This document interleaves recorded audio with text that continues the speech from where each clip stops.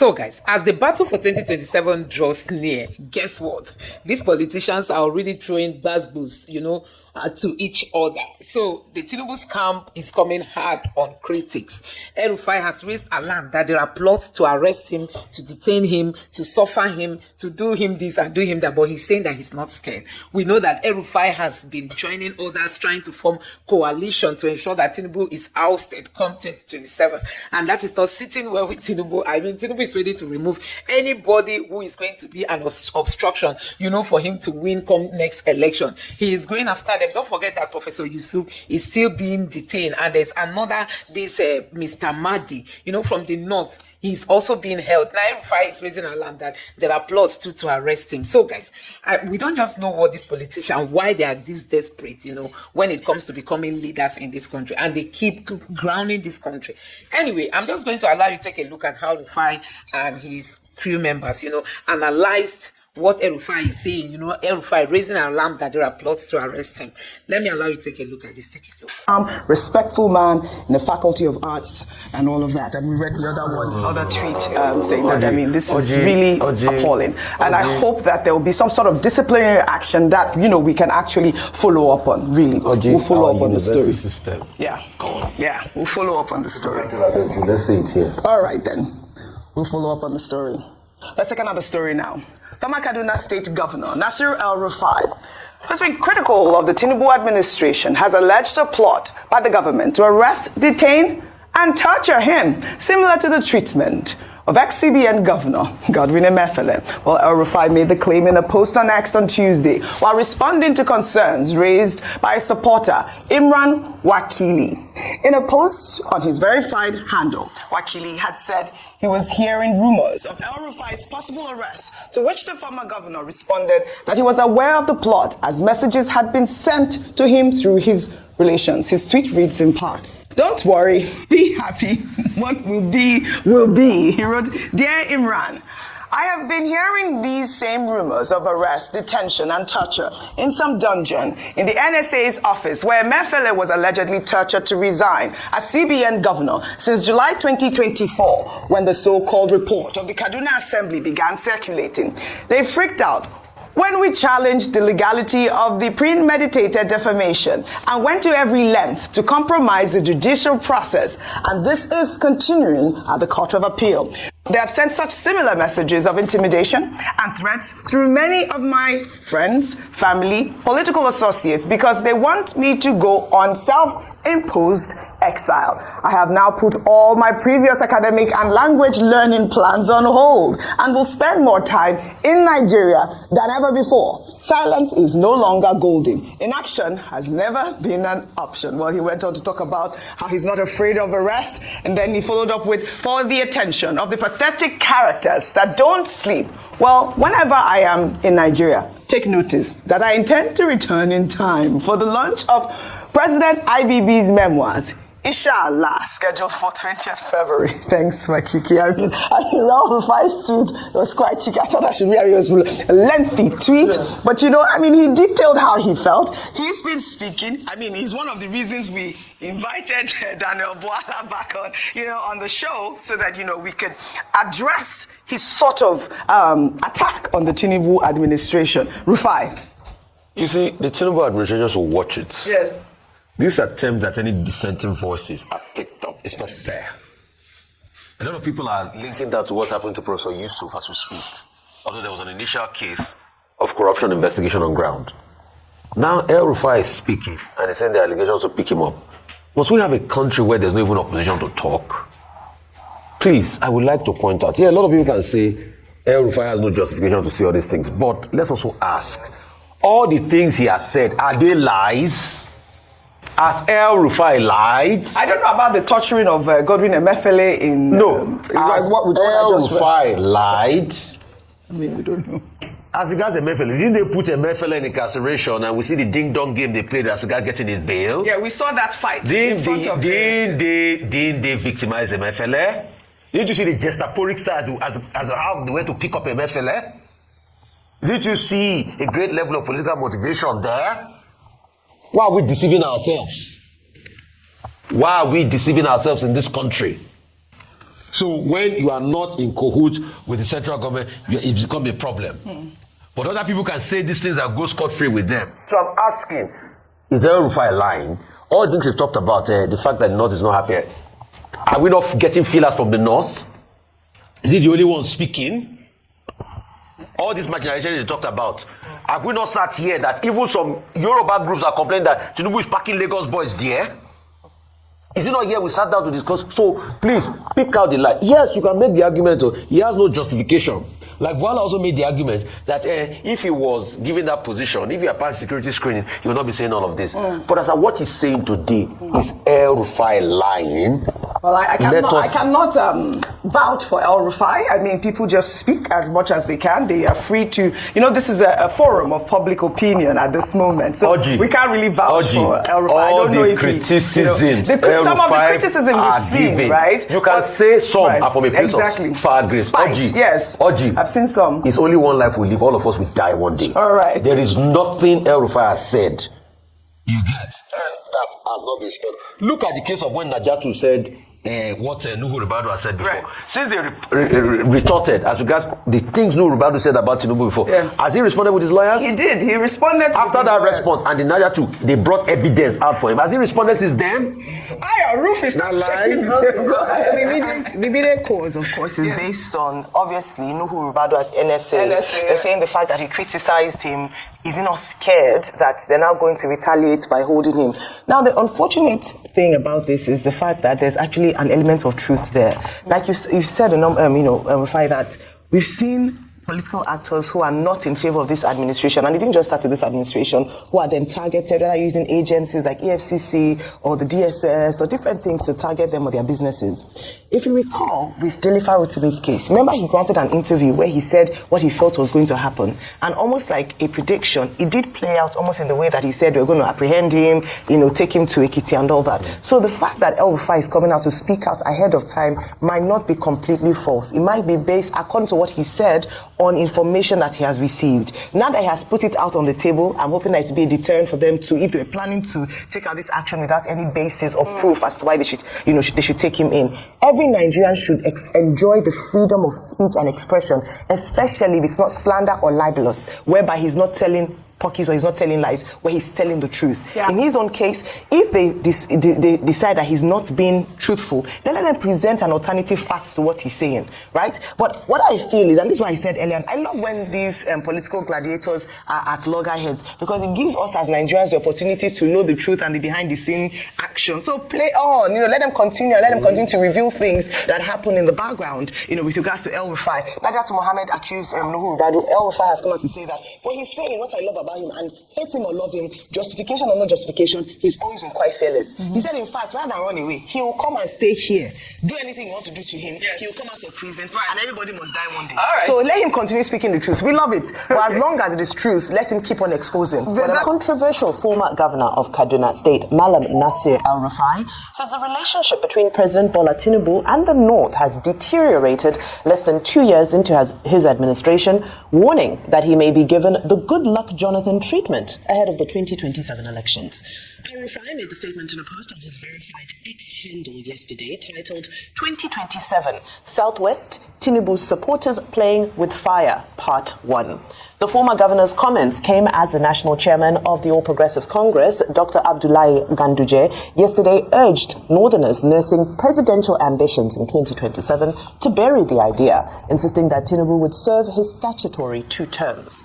El-Rufai had been attacking the ruling APC and the policies of the Tinubu government, even as political gladiators across party lines continued to mull the idea of floating a coalition capable of defeating APC.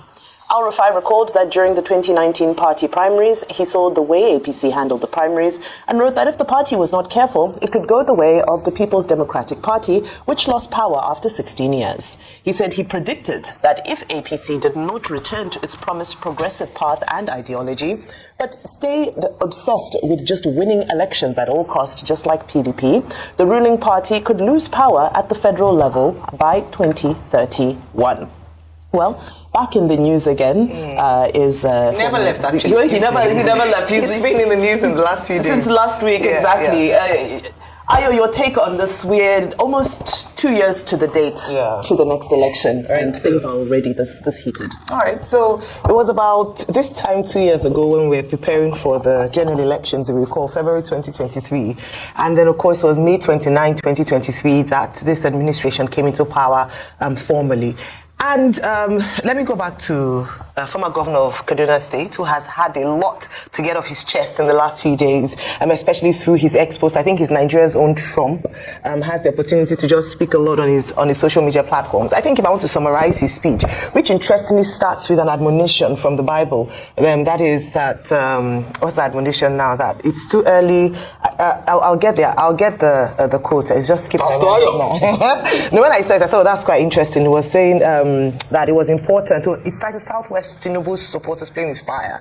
That it is, no, part of his speech, now I remember. Sorry, I was trying to gather my thoughts. Was about, it's a child that one loves that you correct. Okay, and that, yes, that you chastise. And you know, the Bible says that it's whom God loves that he chastises. So he used that admonition. But he actually started by saying that it was too early to begin to talk about elections in 2020 for 2027, but because of the urgency of the matter beforehand and because he loved the APC so much and he didn't want his party to lose, he had to come out and speak about it very quickly. The summary of my own summary of what he says is that don't take the North for granted. North is still the kingmaker. In fact, the last part of what I said, he actually used those words and said that the lesson that President Tinubu should learn from former President Jonathan is the fact that the same mistake that President Goodluck Jonathan made was that he took the North for granted. He thought that they were very powerful in the South, and by ignoring and offending North, and I paraphrase that, he lost that election. And he doesn't want the same fate to befall President Bola Ahmed Tinubu. And then goes on to say a number of things.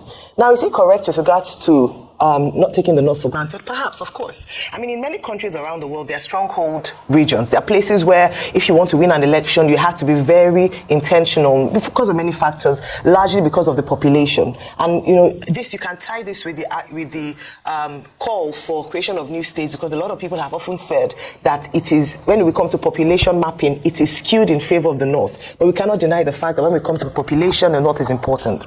And so that's what he was trying to drive home. Now, what are the agitations? In recent times, you've heard, talks around, the president's appointment hasn't really favored the North. The president has been quite, South-driven in his appointment. He hasn't done a lot of work. And if you want to look at the merit of that, it's not actually, fully true. If you look at the activities and his appointments, many of them have reflected the North. I mean, the Chief of Defense Staff is from the North, and we've also had interventions. In fact, and I'll wrap up very shortly, the First Lady has often gone to the North through her Renewed Hope initiative to give, to that part of the country. But it feels like they are not satisfied, they are not happy yet with what is going on.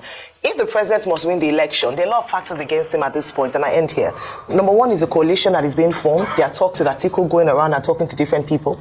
Number two is this North agitation. He has to face that and see what he can do in the interim. Number three is if other strongholds, emerge in the next few days or months, to challenge his candidature. But I think, there's some merit to what El-Rufai said, but I also think it's also time for us to begin to review the fact that the North is not the only region in Nigeria. There are other regions that make up the nation that also determine, if they come together, who emerges as president. So the truth is, what he's saying is something we should take seriously. And even more seriously because he mentioned the Jonathan treatment, and we all know the Jonathan treatment. What was the Jonathan treatment? A lot of people felt that Jonathan violated certain agreements because he was not supposed to come back for a second term. He said he was going to do one term. And the PDP had internal crisis and the North went against them.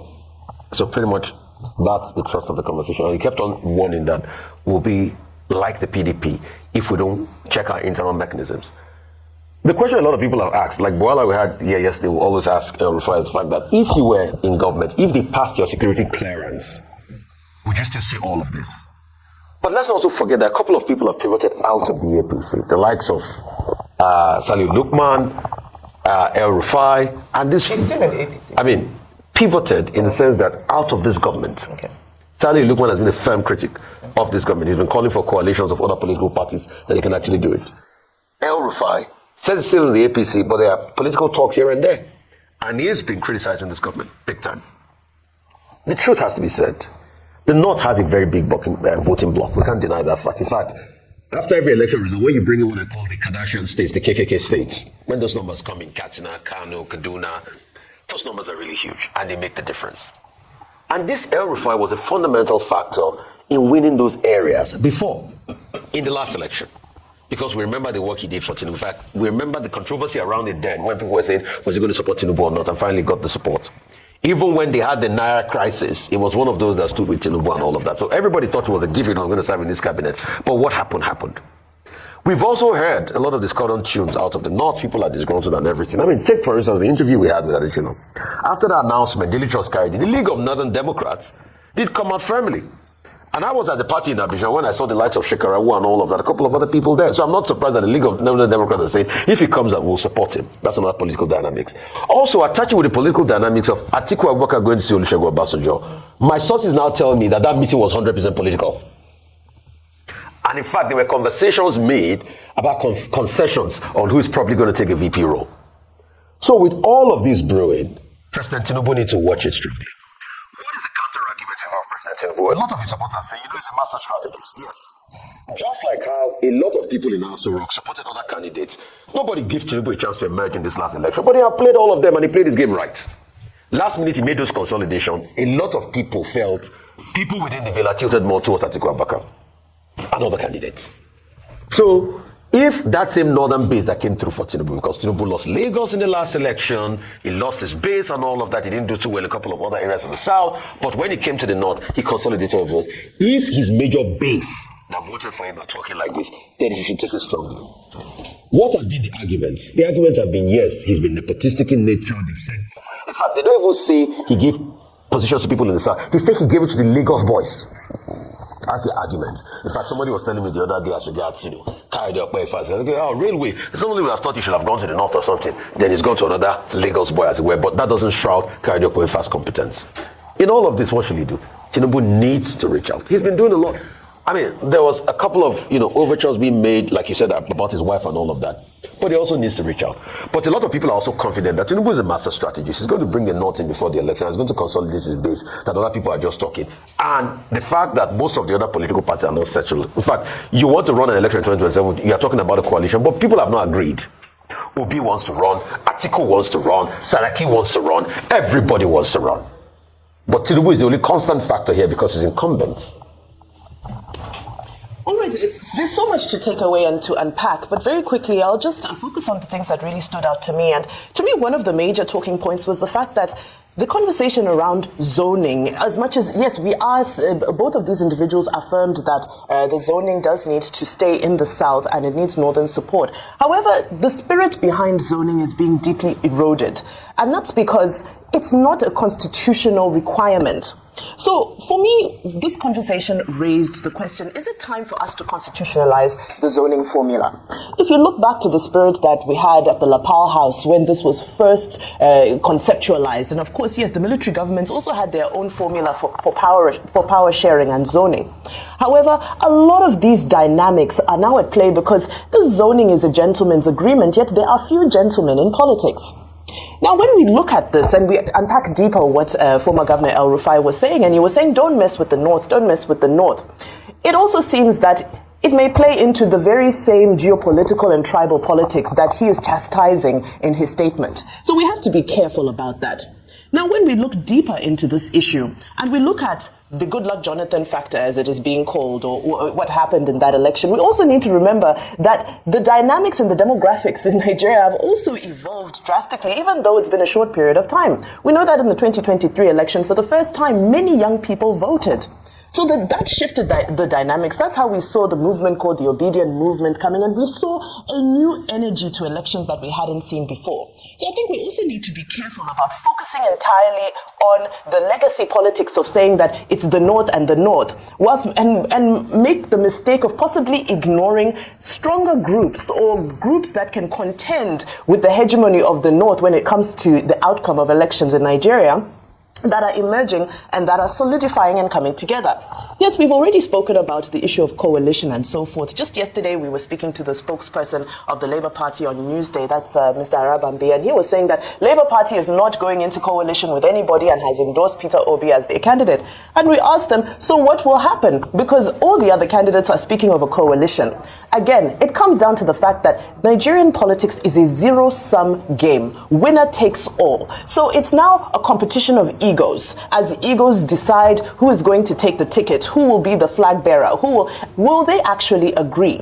Or will we end up in another situation, just like 2023, where the division of the opposition ultimately allows President Tinubu to continue for another term? So yes, it's important for us to remember the role that the North has played traditionally and in the legacy of politics, but it's also important for us to take a fresh analysis of how the dynamics of the new demographics of Nigeria now stand and how those can easily tip things in anybody's favor. So guys, you can see the battle for 2027 is really drawing near. Everybody is pitching his tent. Even the Labour Party is not left behind. We saw recently the Labour Party from nowhere came out to say they are now leaving the ticket for Peter Obi. And many Obedience have reacted that they don't even want to hear that. They don't want to hear that. So, in essence, the battle for 2027 has already started. These politicians cannot bet, take away anybody that is going to be an obstruction to them. So, we know that El-Rufai has been very critical of the Tinubu's government, calling him out. Likewise, Mr. Yusuf, the Professor Yusuf, who usually come to Arise TV to talk about Tinubu's performance, just like he did during the time of Buhari. And recently he was picked up, and the charge against him is what happened then under Buhari's government. Nobody accused him, nobody arrested him, and then now, they are going back to trace the evil he did since how many years ago. So guys, these are the things we are talking about, that these politicians, once they grab power, to leave power is difficult. And guess what? Tinubu is going to do anything possible to make sure he comes back to 2027. So guys, I just hope that God will hear the heart cry of Nigerians and will grant them the opportunity to choose the leader of their choice. Because enough of the excesses of these leaders. They don't care about the ordinary man. Anyway, let me know what you think about this in the comment section below. Please don't forget to subscribe to the channel. Turn on the notification bell. But please give this video a like so that YouTube can recommend it to others. And drop your thoughts in the comment section below. Thank you.